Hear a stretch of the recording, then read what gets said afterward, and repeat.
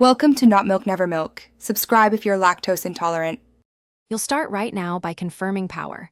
Plug in or keep battery above 5% so the screen won't dim unexpectedly. Next, locate the brightness keys on the top row, typically F2 and F3 or sun icons. Press Fn plus the key if needed. Once found, open Settings System Display or swipe open the Action Center and show the slider.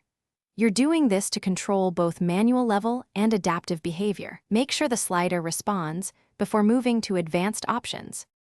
Now you'll refine how brightness behaves. First, toggle night light and adaptive brightness so they don't fight each other. Night light affects color temperature while adaptive adjusts based on ambient light.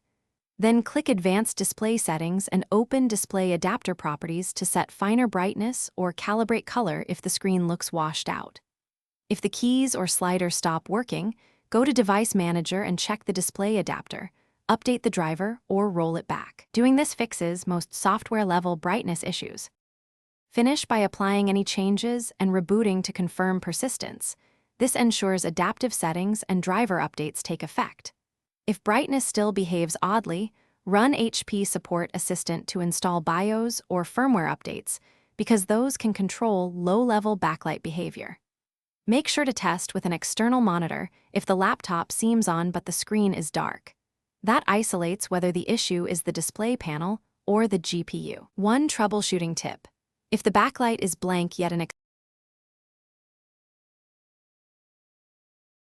Thanks for watching. If this was helpful, leave a like and consider subscribing. See you next time.